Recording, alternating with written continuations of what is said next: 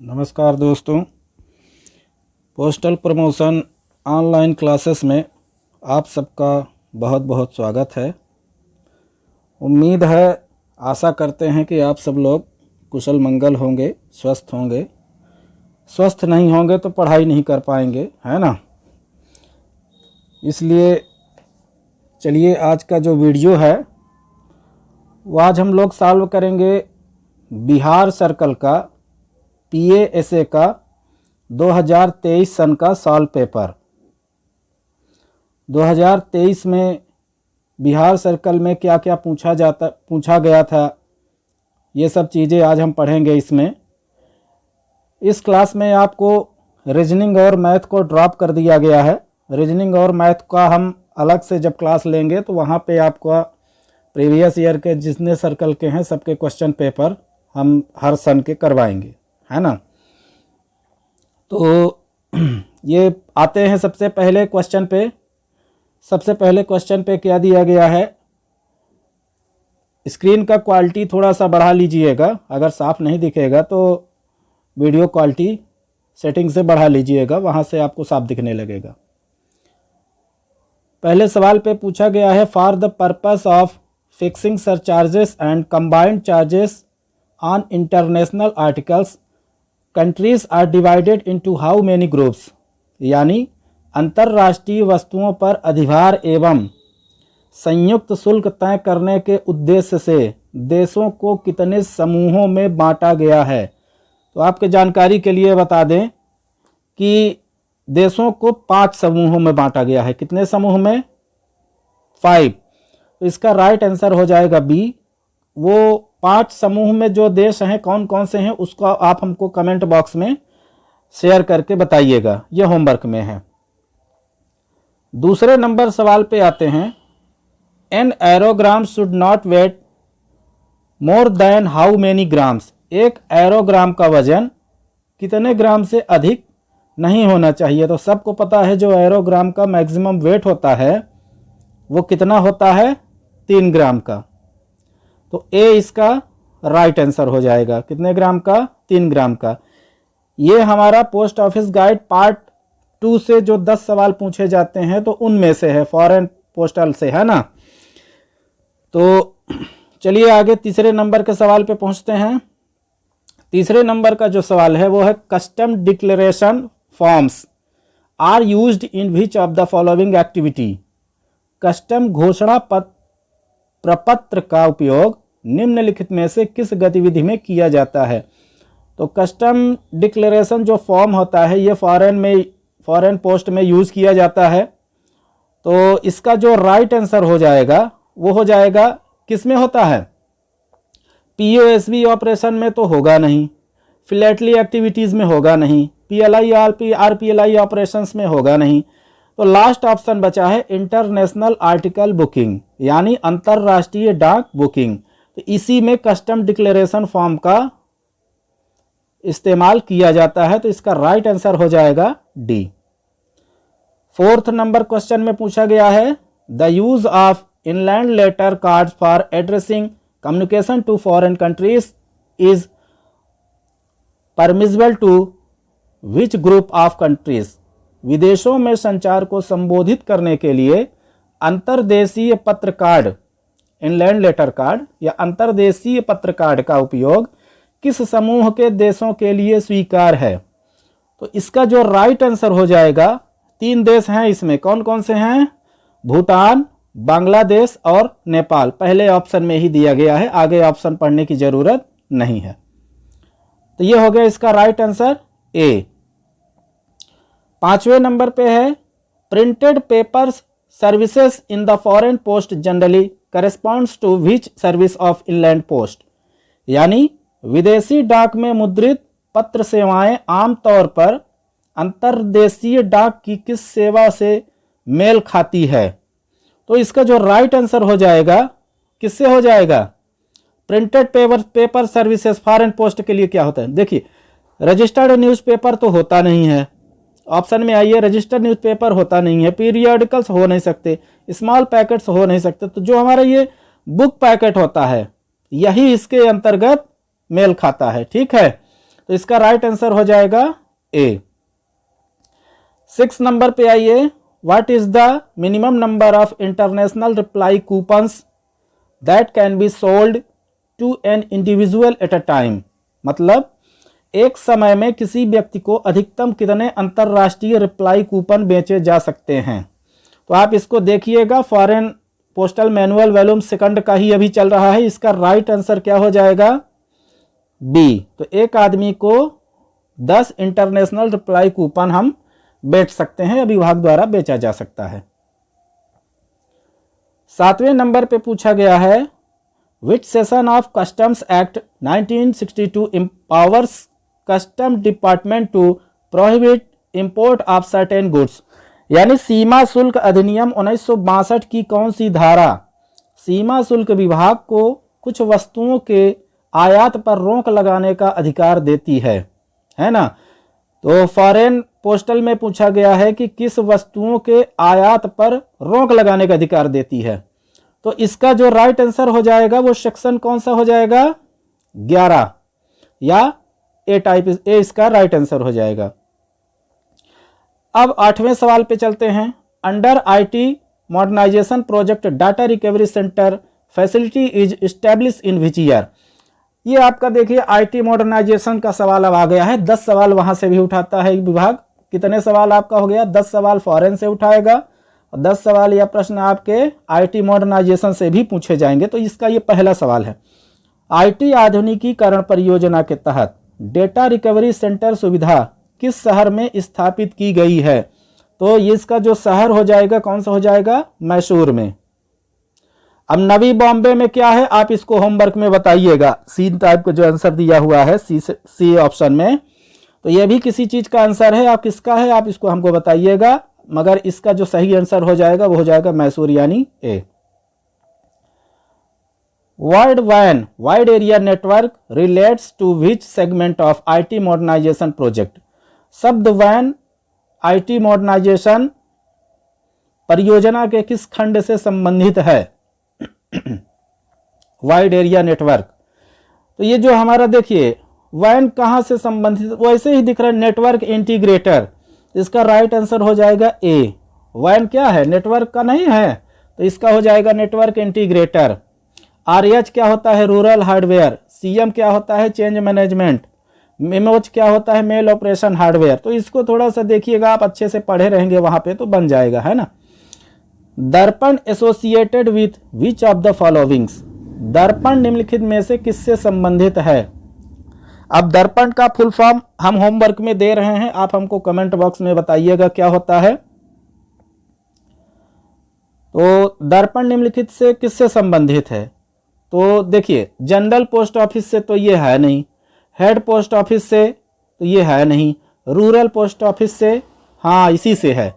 तो इसका जो राइट आंसर हो जाएगा क्या हो जाएगा? सी, रूरल पोस्ट ऑफिसेस या ग्रामीण डाकघर। 11 नंबर सवाल में दिया गया है, EMV chip is used in which of the item. EMV chip का उपयोग किस वस्तु में किया जाता है? देखिए आप लोग एटीएम कार्ड देखे होंगे, उसमें एक छोटा सा चिप लगा होता है, सिम कार्ड के साइज का रहता है ना। तो वो ही चिप सिम की ये बात कर रहा है कि एटीएम कार्ड में जो चिप होता है उसका कहाँ पे यूज होता है? ईवीएम चिप का, ईएमवी चिप का, है ना। ईवीएम नहीं है, ये ईएमवी है। तो ये कहाँ पे यूज होता है? एटीएम कार्ड पे। इसका राइट आंसर हो जाएगा ए। 12 नंबर क्वेश्चन में पूछा गया है terms NSP first and NSP second. यहाँ पे पी नहीं टाइप किया गया है, छूट गया है टाइप करने को। तो term NSP first and NSP second are associated with which of the following. तो इसका जो देखिए यहाँ पे संबंध होता है, यहाँ पे दिया गया है एनएसपी फर्स्ट और एनएसपी सेकंड का संबंध किससे होता है? नेटवर्क कनेक्टिविटी से, नेटवर्क सर्विस प्रोवाइडर। एनएसपी का मतलब क्या होता है?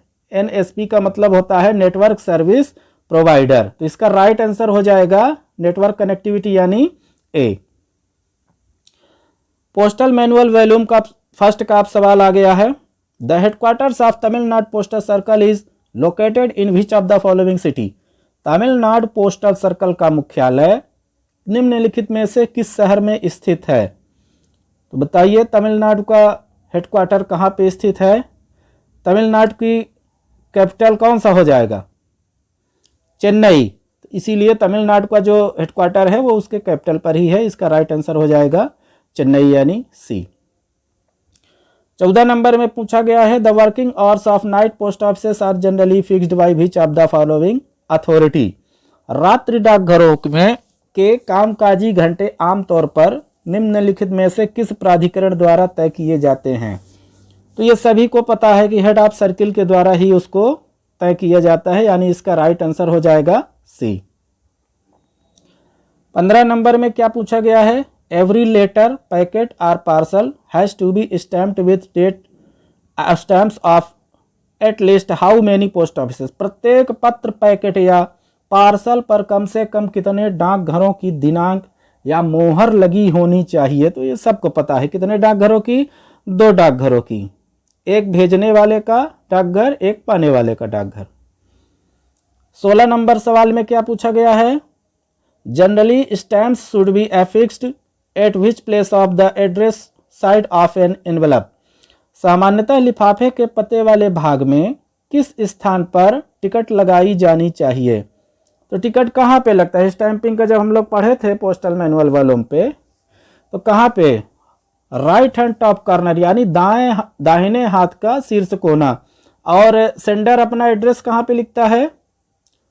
सेंडर अपना एड्रेस लिखता है लेफ्ट हैंड बॉटम कॉर्नर, बाएं हाथ का बॉटम का जो कॉर्नर होता है एकदम साइड पे, वहां पे लिखता है ना। तो 16 का राइट आंसर हो जाएगा बी। क्या हो जाएगा? ऑप्शन नंबर बी, दाहिने हाथ का शीर्ष कोना या right hand top corner. 17 number सवाल में पूछा गया है following two statements be read carefully and choose the correct option given below. निम्नलिखित 2 कथनों को ध्यानपूर्वक पढ़िए और नीचे दिए गए सही विकल्प का चयन करिए। स्टेटमेंट 1 है post box facilities are available in all post offices. Post box सुविधाएं सभी डाकघरों में उपलब्ध होती हैं। तो ये आपसे पूछता हूं कि पोस्ट ऑफिस की ये सभी डाकघरों में क्या पोस्ट बॉक्स की सुविधा उपलब्ध होती है? नहीं होती है, गिने चुने पोस्ट ऑफिस में ही होती है। तो ये ऑप्शन क्या हो जाएगा आपका? गलत हो गया। दूसरे स्टेटमेंट में दिया है post box facilities are available free of cost. तो पोस्ट बॉक्स का शुल्क देना पड़ता है ना। त्रैमासिक अलग है, वार्षिक अलग है, पोस्ट बॉक्स का अलग है, पोस्ट बैग का अलग है, ठीक है, दोनों का एक साथ भी है, तो इसका शुल्क देना पड़ता है। ये भी स्टेटमेंट हमारा क्या है? गलत है। तो इसको ऑप्शन में चलिए ढूंढिए। बोथ स्टेटमेंट्स आर करेक्ट, दोनों कथन सही हैं, है ना। दोनों कथन सही नहीं है, दोनों कथन गलत हैं। इसका राइट आंसर हो जाएगा बी, क्योंकि दोनों कथन क्या है? हमारे गलत हैं। तो इसका राइट आंसर हो जाएगा बी। 18 नंबर सवाल पे आइए। Which office is responsible for the final disposal of undelivered articles. यानी अवितरित वस्तुओं के अंतिम निपटान के लिए कौन सा कार्यालय जिम्मेदार है? कौन जिम्मेदार है इसका? जो वितरित नहीं होती हैं उसके लिए कौन जिम्मेदार होता है? कहाँ जाता है वो डाक? वो जाता है आपका रिटर्न लेटर ऑफिस में, उसको हम बोलते हैं RLO, रिटर्न लेटर ऑफिस में। तो यहाँ पे कहीं दिया है क्या RLO? नहीं दिया है। तो इसका राइट आंसर क्या हो जाएगा? डी। 19 नंबर में पूछा गया है postal life insurance PLI introduced in which year. डाक जीवन बीमा PLI किस वर्ष से शुरू किया गया था? 1984। देखिए कितने कैसे कैसे ऑप्शन देते हैं। 1884, 1894, 1874, 1864। तो इसका जो राइट आंसर हो जाएगा क्या हो जाएगा? सी, यानी 1884। ये सब पोस्टल मैनुअल वॉल्यूम 1 के क्वेश्चन हैं। The maximum weight limit for transmission of pattern और sample packets through post office in is how many kilograms. डाकघर के माध्यम से पैटर्न या नमूना पैकेट के प्रसारण के लिए अधिकतम वजन सीमा कितने किलोग्राम का है? तो पैटर्न एंड सैंपल पैकेट एक ऐसा बुक पैकेट के अंतर्गत आता है जिसका वेट कितना है? 2 किलोग्राम है, बाकी सबका 5 किलोग्राम रहता है। इसको ध्यान में रखिएगा, इसका राइट आंसर हो जाएगा B. Which among the following is not a special feature of postal life insurance? निम्नलिखित में कौन डाक जीवन बीमा की विशेष सुविधा नहीं है? डाक जीवन बीमा पीएलआई में हमें क्या नहीं मिलता है? इनकम टैक्स में छूट मिलता है, लोन फैसिलिटी है, नॉमिनेशन है, लो बोनस। देखिए अभी यहीं पे थोड़ा सा घुमा दिया, लो बोनस, बोनस लो नहीं रहता है, लो प्रीमियम हाई बोनस इसका स्लोगन चलता है ना, स्लोगन से वहाँ से पूछा गया है। तो ये लो बोनस की जगह पे यहाँ पे अगर हाई बोनस होता तब ये सही हो जाता। तो इसका राइट आंसर क्या हो जाएगा? डी, यानी लो बोनस। 22 नंबर सवाल में पूछा गया है विच of the following term is not associated with philately? निम्नलिखित में से कौन सा शब्द फिलेटली से संबंधित नहीं है? फिलेटली एक्चुअली होता क्या है? फिलेटली में क्या हम लोग करते हैं? पढ़े हैं ना स्टैंपिंग में, स्टैम्प्स में पढ़े हैं आप, प्रोडक्ट एंड सर्विसेज में भी पढ़े हैं, पोस्टल मैनुअल वॉल्यूम फर्स्ट में भी पढ़े हैं। ये कोई ऐसा स्पेशल कवर नहीं है, स्पेशल कवर दिया है। पहले दिन का कवर राष्ट्रीय बचत प्रमाण पत्र, लघु चादरें या मिनिएचर सीट्स। तो इसका जो फिलेटली से ये आपका ऑप्शन होगा राष्ट्रीय बचत प्रमाण पत्र, नेशनल सेविंग सर्टिफिकेट्स। ये फिलेटली का शब्द नहीं है, इससे संबंधित नहीं है। बाकी सब फिलेटली से संबंधित है। फिलेटली का काम स्टैंपिंग होता है, इसको ध्यान में रखिएगा। In which year India joined Asian Pacific Union, APPU में भारत ने कब ज्वाइन किया था? यह फॉरेन पोस्ट का है, यानी पोस्ट ऑफिस गाइड पार्ट 2। तो इसका राइट आंसर क्या हो जाएगा? 1973। 1973 में भारत ने अप्पू में ज्वाइन किया था या APPU में ज्वाइन किया था। For the purpose of surcharge international articles are divided into how many groups? तो ये 2 ग्रुप्स में बटा हुआ है, मेल एंड पार्सल। देख लीजिएगा उसको, कितने ग्रुप्स में बटा हुआ है? 2 ग्रुप्स में। इसका राइट आंसर हो जाएगा सी। आगे 25 नंबर में क्या पूछा गया है? Examination and assessment of custom duty on invite foreign articles is performed in which office? आवक विदेशी वस्तुओं पर डाक शुल्क की जांच और मूल्यांकन किस कार्यालय में किया जाता है? Custom house office, foreign post office, general post office? कौन सा इसका राइट आंसर हो जाएगा? फॉरेन पोस्ट ऑफिस में, विदेशी डाकघर में कस्टम ड्यूटी का होता है ना। एग्जामिनेशन जो होता है वो सब कुछ अपना फॉरेन पोस्ट ऑफिस में किया जाता है। 26 नंबर क्वेश्चन में क्या पूछा गया है? In which year rural postal life insurance RPLI was introduced? ग्रामीण डाक जीवन बीमा किस वर्ष शुरू किया गया था? तो हमारा जो ग्रामीण डाक जीवन बीमा है वो 1995 में शुरू किया गया था। अब ये तो इसका देखिए सन पूछा हुआ है, कभी कभी इसका डेट भी पूछ लेता है। तो डेट आप हमको कमेंट बॉक्स में कमेंट करके बताइएगा। 27 नंबर सवाल में पूछिए how many types of insurance schemes are afford under rural postal life insurance RPLI? ग्रामीण डाक जीवन बीमा के तहत कितने प्रकार की बीमा योजनाएं पेश की जाती हैं? तो RPLI और PLI दोनों में भी 6 प्रकार की होती हैं। तो इसका राइट आंसर हो जाएगा सी। निम्नलिखित में से कौन सा एक प्रधान डाकघर का भाग, शाखा या विभाग नहीं है? हेडक्वार्टर का कौन सा शाखा नहीं है? मेल ब्रांच है, डिलीवरी ब्रांच है, सॉर्टिंग ब्रांच है, छटाई शाखा है ना, मेल शाखा, वितरण शाखा, छटाई शाखा, ये तीनों चीजें हैं। लोन ब्रांच नहीं है। हेड पोस्ट ऑफिस में लोन ब्रांच कोई ऐसा अलग से नहीं बनाया गया है। 29 नंबर पे आइए, what is the maximum limit for loose cash remittance between account office and its subordinate offices through departmental employees?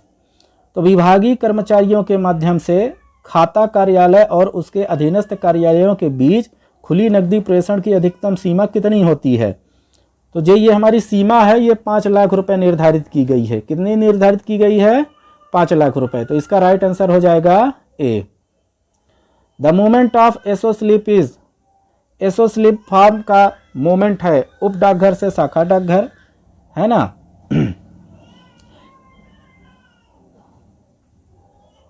SO से बीओ, एसओ से एचओ, बीओ से एसओ। तो देखिए ये जो होता है इसका राइट आंसर होना चाहिए, तो वो इन तीनों में नहीं है। आप इसका राइट आंसर हमें कमेंट बॉक्स में बताइएगा। हम इतना बता दिए हैं कि इन दोनों में ये राइट आंसर नहीं है। तो इसका यहाँ पे जो राइट आंसर हो जाएगा, करेक्ट उत्तर इसका होगा डी। 31 नंबर में पूछा गया है PM care for children scheme 2021 के तहत किस एसबी आदेश के तहत शुरू की गई थी? या PM cares for children scheme 2021 was introduced via which SB order? तो ये जो एसबी आर्डर है ये हर साल चेंज होते रहते हैं। उस टाइम पे उस एसबी आर्डर नंबर पे क्या था, अब क्या है ना। तो 31 नंबर का जो राइट आंसर हो जाएगा वो हो जाएगा बी, एसबी ऑर्डर नंबर 33 2021, ये उस टाइम पे था।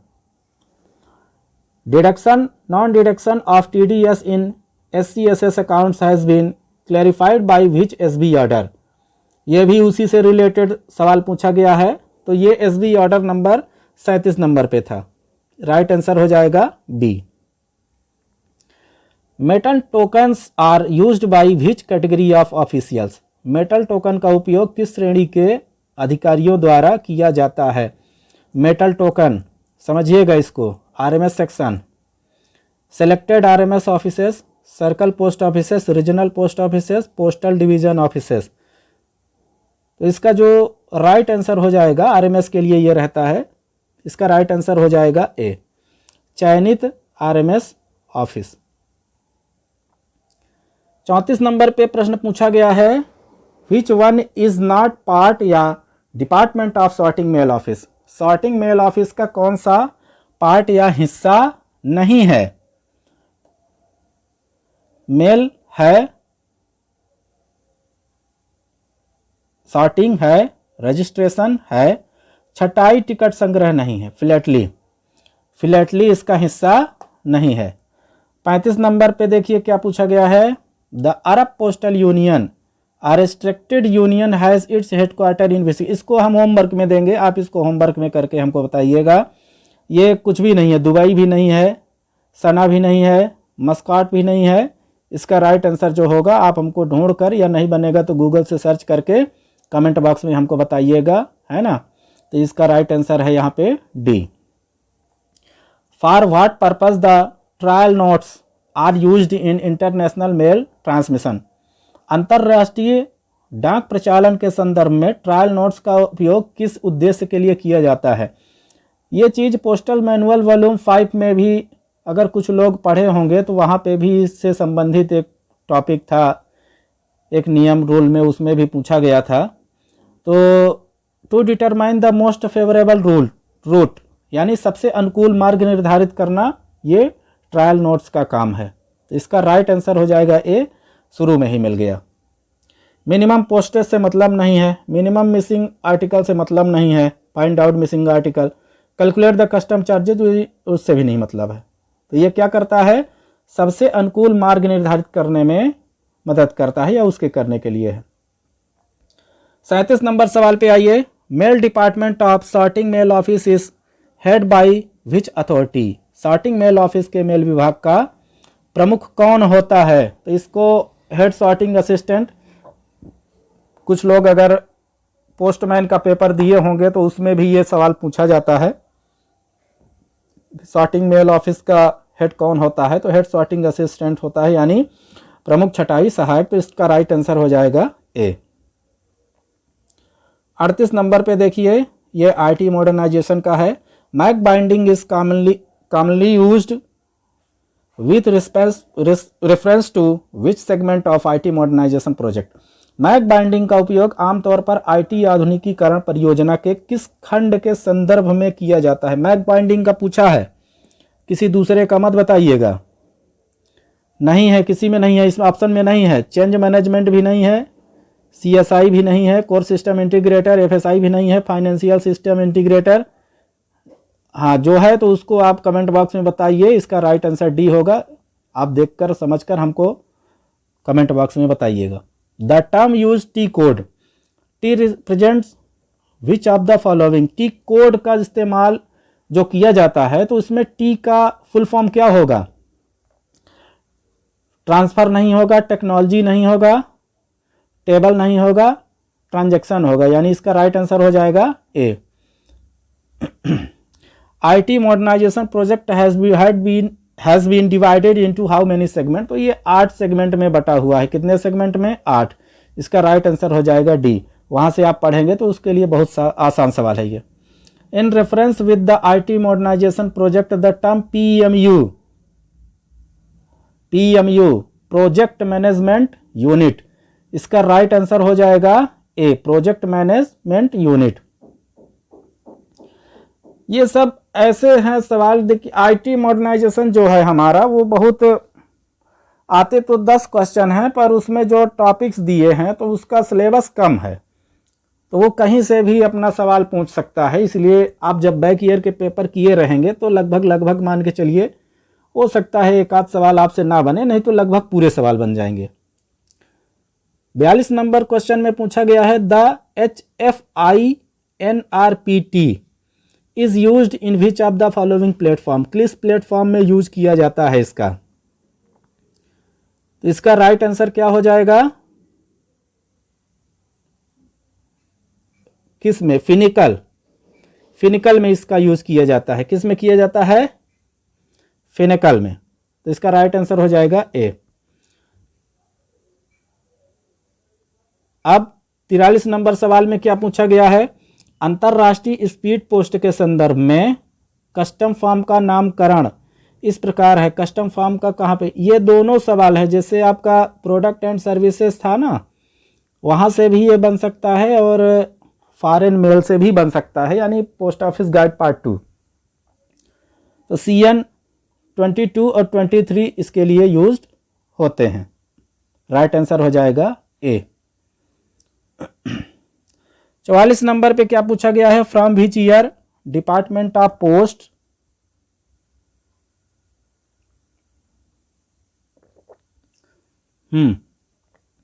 From which year department of post has offered internet banking to POSB customers. जो हमारा SB बचत खाता होता है, पूछ रहा है कि उसका इंटरनेट बैंकिंग कब चालू हुआ था। 2016 से तो CBC स्टार्ट किया गया था। 2018 इसका राइट आंसर हो जाएगा क्या? सी। 2016 से CBC हुआ था और 2 साल बाद उसमें नेट बैंकिंग शुरू की गई थी। Warehouse service is one of the feature of which services offered by India Post. Warehousing service India Post द्वारा दी जाने वाली किन सेवाओं की एक विशेषता है? वेयर हाउसिंग सर्विसेज कहाँ पे होती है? लॉजिस्टिक पोस्ट में, या इसको रसद पोस्ट भी बोलते हैं। इसका राइट आंसर हो जाएगा सी। स्पीड पोस्ट में वेयर हाउसिंग नहीं होता, मीडिया में नहीं होता, डायरेक्ट में नहीं होता। ये प्रोडक्ट एंड सर्विसेज का पार्ट है, वहां से क्वेश्चन उठाया गया है। प्रश्न क्रमांक 16 में है the annual interest rate applicable on Sukanya Samriddhi scheme. उस टाइम पे 2022-23-24 पे जब ये पेपर बना था 2023 में, तो उस टाइम पे सुकन्या का रेट 8.2 था। इस समय क्या चल रहा है या क्या इस सत्र के लिए आने वाला है? चेंज भी होते रहते हैं, आप देख लीजिएगा। In which year India post payments bank IPPB was formally launched by prime minister of India.